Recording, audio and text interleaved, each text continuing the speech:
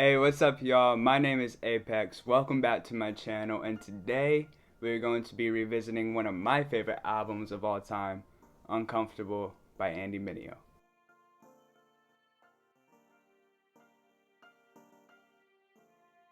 Real quick before we get started, if you're new here, thank you so much for coming through. If you like what you watch by the end of the video, please consider subscribing. We are on our way to 500 subscribers, and I can't do that without your help. Also, if you've been around for a while but still haven't subscribed, go ahead and do me a favor. You watch the videos anyway, what do you have to lose? I noticed that like 79% of the people who view my videos aren't subscribed, so that's kind of an issue. But I'm gonna let it slide a little bit because I think most of that is from Vendetta. So without further ado, let's get into it. This is kind of a spontaneous video. I mean, I did just take some notes for about 20 minutes or so, but I was listening to Uncomfortable yesterday because my homie Joshy in the Discord, link in bio, or link in description for the Discord, said that he wanted to know what my favorite song from the album was, and I just couldn't pick one. This album is so good, and it got me thinking, is this the best transition album into CHH? Now, if you don't know what CHH is, it stands for Christian hip hop, and it's basically just a subcategory of hip hop where we look at things with a Christian worldview. Not too complicated. But the issue is, whenever it first started, it was pretty corny. And I got into that a little bit more with my brother on my last video. Go ahead and check that out. We talked about the influence of hip hop for almost an hour. By the time Andy Mineo came around, though, it began to become more acceptable and more talented. Now, if you can't tell, I'm low-key kind of an Andy Mineo stan. This album was one of my favorite albums of all. It still is one of my favorite albums of all time. And when it dropped, it was probably my favorite album to date. But, you know, as you grow up and life changes a little bit, you listen to stuff a little less. Andy himself has transitioned into a completely different kind of new style of hip-hop where it's more like a live instrumental feel. But I was revisiting this, and I felt like this really kicked him off into his The Arrow and the Sword EP. Although that is congruent in graphics and narrative with Neverland, his EP from 2015, this album kind of did a lot of the groundwork and the sonics. Now, a few things about the album. This project definitely pushes the boundaries of Christian hip-hop and kind of hip-hop in general. He said, like, I believe that the tagline for the album was, I want to disturb the comfortable and comfort the disturbed. This is all about finding peace and finding discomfort and forcing discomfort in order to grow. I think that is really dope. But the reason that I think that it is the best transition album into CHH is because it kind of touches on every area of hip-hop, particularly New York hip-hop. Andy Mineo himself is from Syracuse.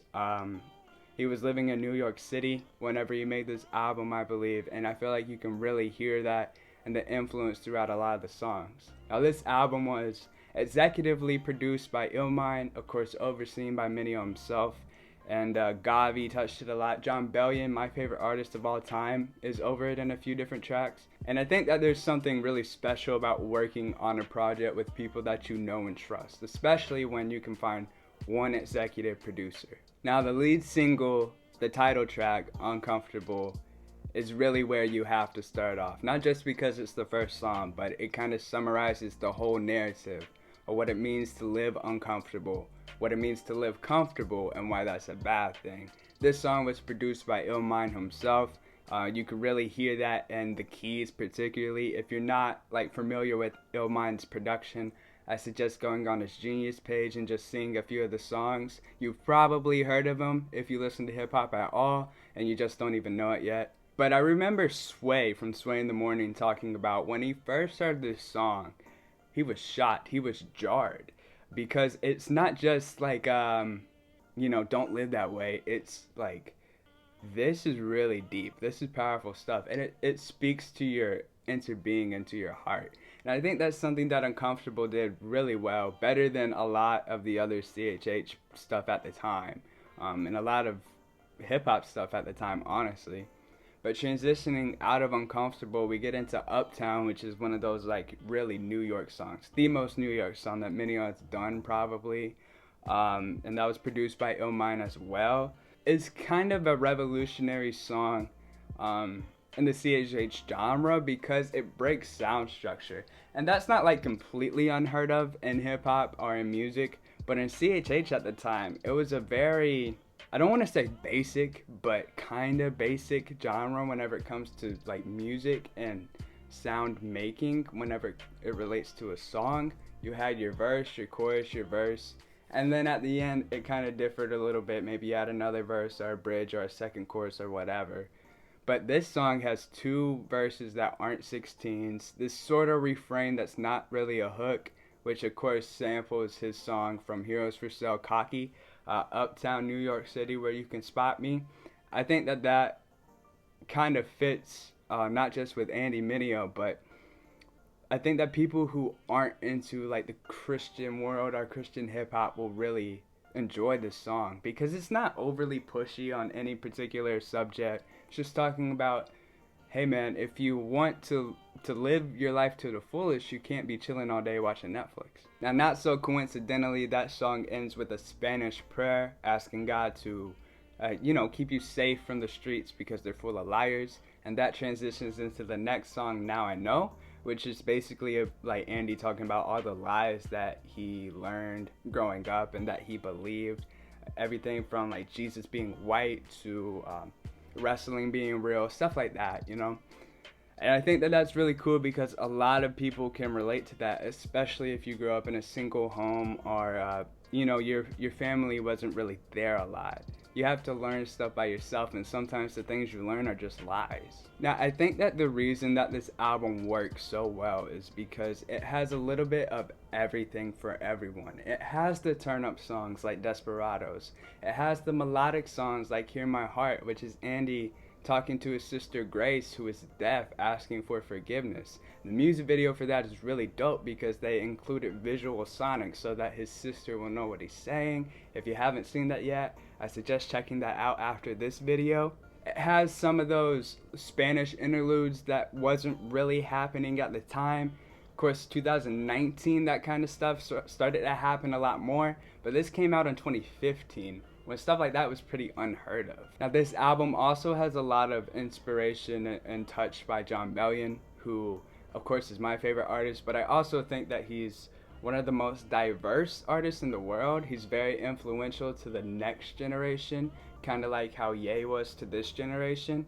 And I think him and Jon really worked together super well on this project, especially on their single Rat Race. It's really cool because it was one of the first CHH and non-CHH collabs outside of Lecrae. And this, I think this is the first song that Bellion did with CHH, and now he's worked with Andy on his last two EPs as well. Bellion himself has grown spiritually. This isn't a Jon Bellion video. I'm sure I'll make them later on in the channel, but you gotta subscribe to get me to 500 subs before I can do that. But that song really worked because it had the Dilla swings, which is a signature sound of Bellion, especially at the time. But it also is the fun turn-up sing-along song, while it still talks about stuff and issues that are very deep and important to the world. Honestly, I don't think that you could ask for a better song than that, at least theoretically. Now, as much as this album is fun and pushes boundaries like that, it also got very political, and this is, to my knowledge, the first time Andy got political in his music with the song Vendetta. No, not Vendetta by Apex Frazier, although you need to listen to that as soon as you're done with this video. Vendetta by Andy Mineo, produced by llmind, and I believe Jon Bellion is on the harmonica.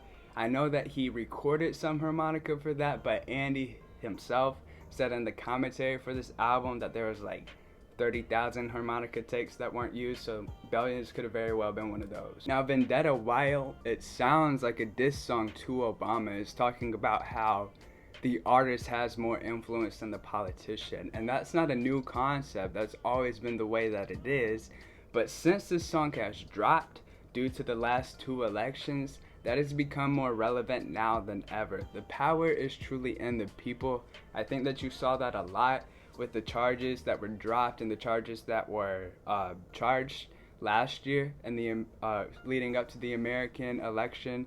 Unfortunately, there's still a lot more that needs to be improved before we can feel comfortable with that. But this album is not about being comfortable, it's about being uncomfortable. And I think another good point and relatable thing to bring up is the track Ghost, featuring Xavier O'Meara. At the time, he was going by Spazzy Rocket, still I believe.